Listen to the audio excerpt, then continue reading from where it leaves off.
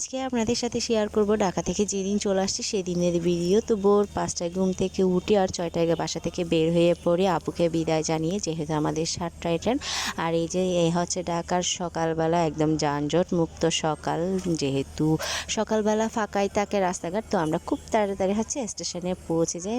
6টা 20-এ হচ্ছে আমরা কমলাপুর রেল স্টেশনে পৌঁছে যাই। আমাদের আরও 40 মিনিট ওয়েট করতে হয়, সাথে হচ্ছে যে আমাদের ট্রেনটা একটু লেট করে ছাড়া, আরও 20 মিনিট, পুরো 1 ঘন্টা আমরা ট্রেনে ওয়েট করি।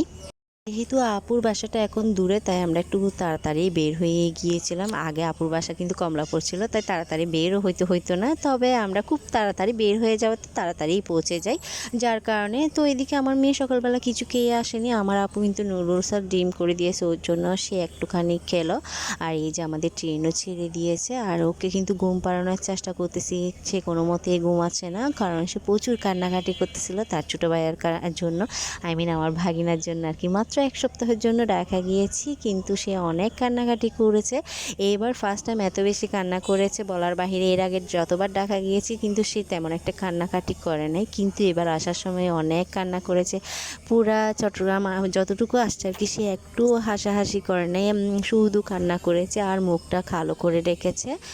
তারপর এদিকে আমি ছবি ভিডিও যতক্ষণ নিই ততক্ষণ শুধু একটুখানি হাসে। আর এই যে ঘুম থেকে ওটা একটু কলা খায় আর বাইরের দৃশ্য দেখাতে দেখাতে ওর মনটা ভালো করার চেষ্টা করে। আর এদিকে পাহাড় দেখেই বুঝে গেলাম আমরা চট্টগ্রামে ঢুকে পড়েছি। তো ওকেও বলতেছি দেখো পাহাড় দেখো, তো কারণ পাহাড় দেখলে ওর মনটা ভালো হয়ে যাবে।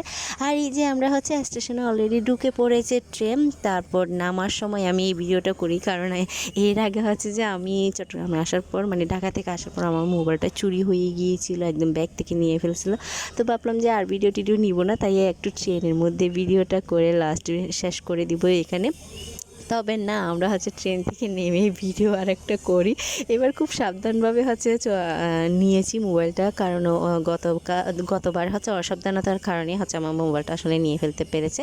তবে এবার কিন্তু একদম খুবই সাবধানতা অবলম্বন করেছি, মোবাইল কিন্তু ঠিকই সেফটি করে রেখেছি। তো আমরা একটু স্টেশনের ভিতরে দাঁড়াইছিলাম, কারণ আমাদের জন্য সিএনজি আসবে, আমাদের একটা ভাইয়া, সেই জন্য আবার এখানেও একটু মোবাইলটা নিলাম। তারপর আবার মোবাইলটা ব্যাগে ঢুকাই ফেলি, একদম সিএনজি তুটে এই যে মোবাইলটা চালু করি, কারণ আমার সে বয়টা কাজ করতেছিল।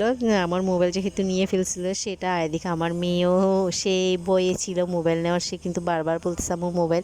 যাই হোক, এই যে সিএনজি তোটার পরেও দেখেন, হ্যাঁ মুখ কালো ছিল, সেখানেও আমি যখন বলি হাসতে, তারপরে একটু হাসছে। আর আমরা এই যে আমাদের প্রাণপ্রিয় চট্টগ্রামে চলে আসি। আর নিজের শহরে আসলে সত্যি অন্যরকম একটা শান্তি লাগে।